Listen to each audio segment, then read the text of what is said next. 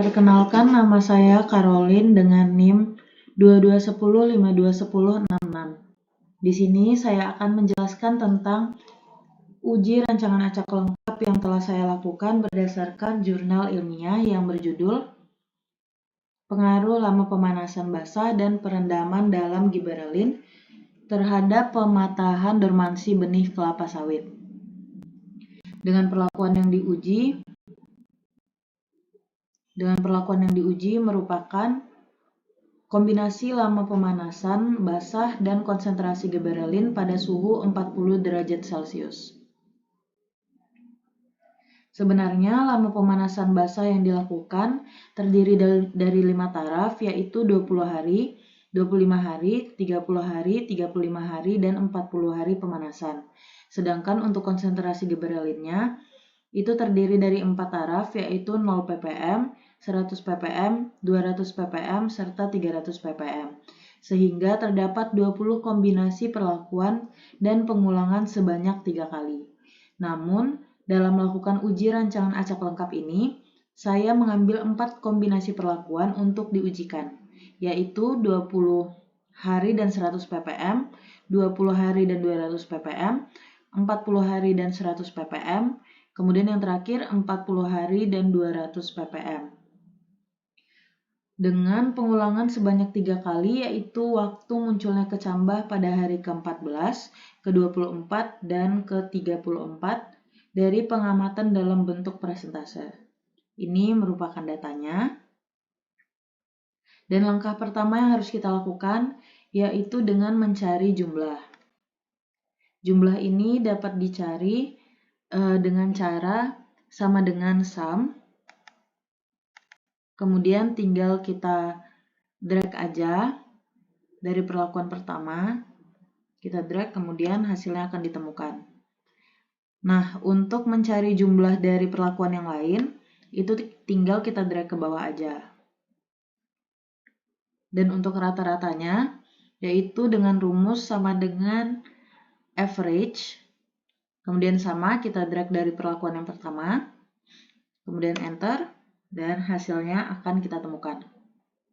Nah, untuk mencari rata-rata dari perlakuan yang kedua, ketiga, dan keempat, itu tinggal kita drag ke bawah aja.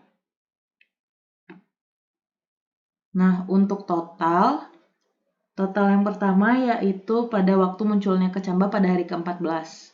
Jadi sama dengan sum, kemudian tinggal kita drag pada hari yang ke-14 ini. Kita drag dari perlakuan 1 sampai 4.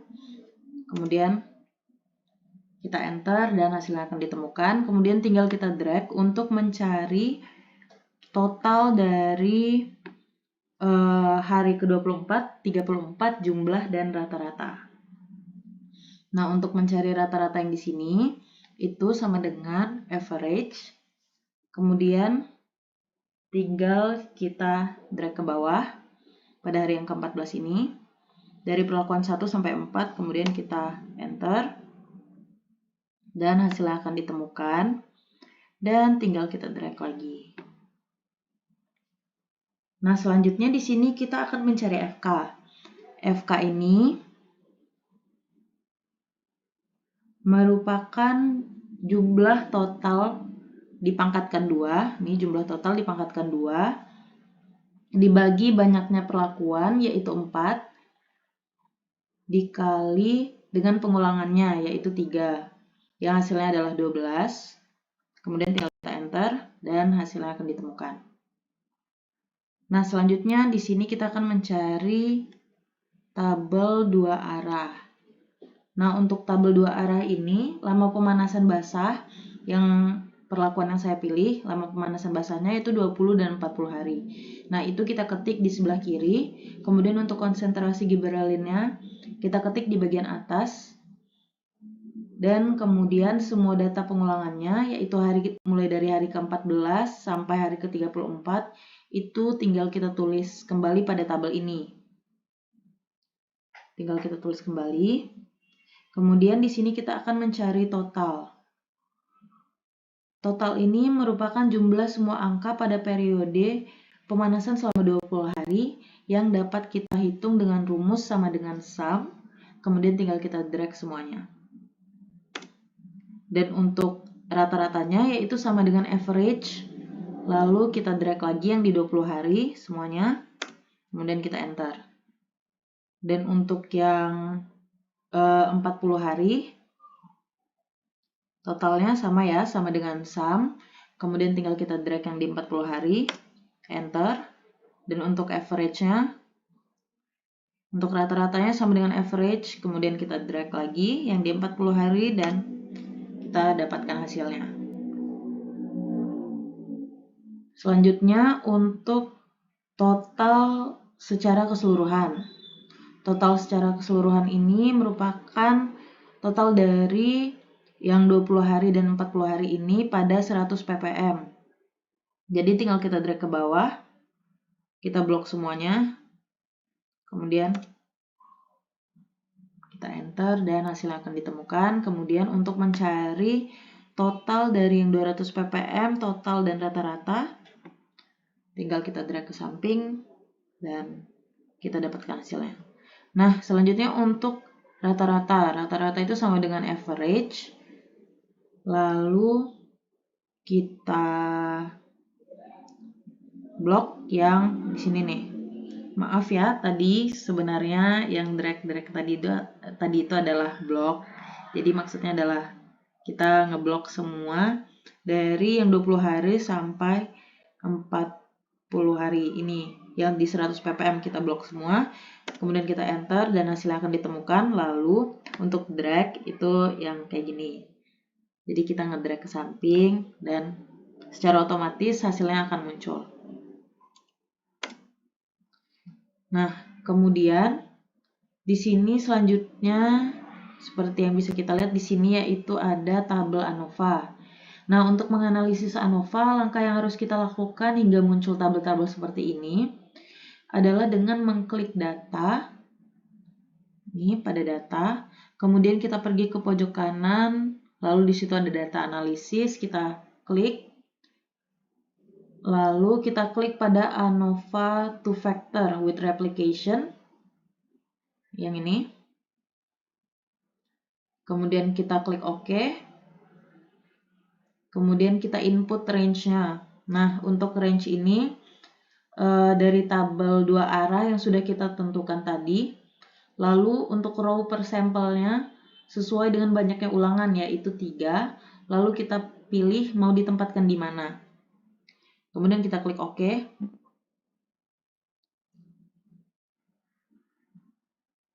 Kita klik OK. Lalu pokoknya kita terserah mau ditempatkan di mana. Seperti saya tempatkan di sini. Dan setelah kita klik OK dan semua tabel ini akan muncul. Nah, tabel-tabel ini akan muncul. Lalu untuk ANOVA-nya, di sini dapat kita lihat terdapat SK, Source of Variation atau SK atau sumber keragaman. Kemudian ada JK, DB, KT, F-hitung, P-value, dan F-table. Dan sampelnya, di sini sampel saya ganti jadi H, kemudian kolom saya ganti jadi ppm, dan within saya ganti menjadi galat. Sedangkan interaction-nya kita biarin aja. Lalu jangan lupa untuk mengisi perlakuan. Jadi perlakuan ini penting ya. Nah, pada perlakuan, untuk mencari JKP ini merupakan penjumlahan dari JKL, nih ya, JKL ditambah JKW ditambah interaksi. Kemudian di enter. Lalu ini adalah hasil dari JKP-nya. Sedangkan untuk DB atau derajat bebas itu merupakan penjumlahan dari DBL, DBW, dan interaksi. Kemudian untuk KT itu merupakan jumlah kuadrat dibagi DB, ya, jumlah kuadrat JK dibagi DB. Dan untuk F-hitung ini merupakan pembagian dari kuadrat tengah dan KTG. Nah, lalu untuk mencari F-table apakah dia signifikan atau tidak, kita dapat menggunakan rumus F inverse. dalam kurung 0,05 dB, dB perlakuan, dB galat. Nah, seperti ini. Karena di sini kita pakai tabel yang F tabel 5%, jadi angkanya yang dimasukkan yaitu 0,05. Nah, untuk p-value, untuk ini p-value, rumusnya dapat dilihat di sini, yaitu menggunakan if. Jika F hitung lebih kecil daripada F tabel 5%, maka ia bernilai NS atau non-signifikan. Namun jika lebih besar, ia bernilai bintang 1. Nah, tapi di sini dapat kita lihat bahwa F hitung lebih kecil daripada F tabel. F hitung lebih kecil daripada F tabel, sehingga dapat dikatakan bahwa perlakuan berpengaruh tidak nyata terhadap waktu munculnya kecambah benih kelapa sawit. Begitu juga dengan yang lain, yaitu lama periode pemanasan. Nih, lama periode pemanasan yang ini. Itu juga berpengaruh tidak nyata atau non-signifikan terhadap waktu munculnya kecambah benih kelapa sawit karena nilai p-value-nya lebih besar daripada 0,05. Nah, kemudian untuk interaksinya juga sama. Ini untuk interaction. Ya, bentar. Ini untuk interaction-nya juga sama. Ia berpengaruh tidak nyata atau non-signifikan terhadap waktu munculnya kecambah benih kelapa sawit karena nilai p-value-nya lebih besar daripada 0,05. Nah, karena p-value semuanya bernilai NS, maka tidak bisa dilakukan uji lanjut karena data ini dinyatakan tidak layak atau dibutuhkan penambahan kombinasi perlakuan baru untuk membentuk data yang valid dan bisa dilakukan uji lanjut. Karena itu, kita dapat langsung saja membuat notasinya. Sini ya. Membuat notasinya, tapi jangan lupa untuk mencari SY. SY ini dapat dicari dengan rumus SQR sama dengan SQRT. Kemudian dalam kurung KTG dibagi pengulangannya yaitu 3. Kemudian, dan jangan lupa juga untuk membuat tabel seperti ini. Buat tabel ini, di mana nilai JND-nya ini dapat kita peroleh dari buku Rancop ya. Sedangkan untuk nilai BNJ-nya, misalnya yang BJN, untuk nilai BJN 5%-nya, itu kita dapatkan dari perkalian dari JND 5% dengan SY. Nah, kalau untuk yang BJN D1 ini,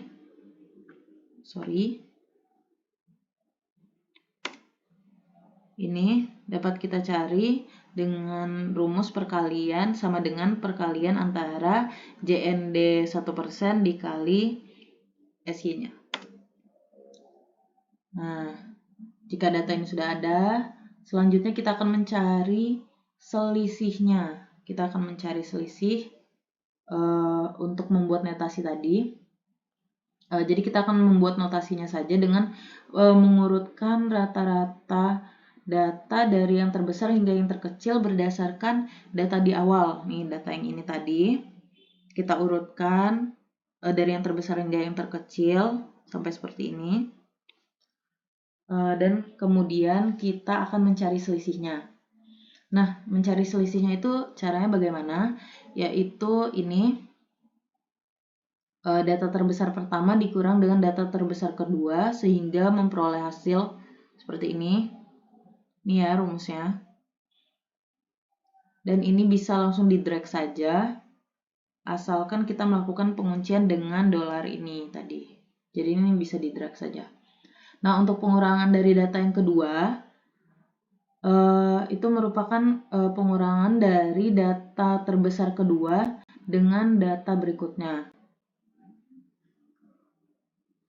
Nah, yang kita kurangkan ini kita kunci dengan kata dolar lalu kita drag. Dan begitu seterusnya sampai ditemukan ini nih. Sampai ditemukan data terakhir atau data terkecilnya. Nah, setelah itu kita dapat mencari notasinya, yaitu dengan memperhatikan ini nih. Kita harus memperhatikan di sini nilainya semua NS. Nah, NS ini dapat dicari dengan rumus if, dengan menggunakan fungsi if seperti pada layar ya. Nah, karena semuanya bernilai NS, karena semuanya bernilai NS, maka itu artinya berhenti atau harus diganti dengan huruf baru nih untuk membuat notasinya. Oleh karena itu, dapat dituliskan bahwa notasinya adalah ABCD. Sekian penjelasan dari saya. Semoga bermanfaat. Terima kasih.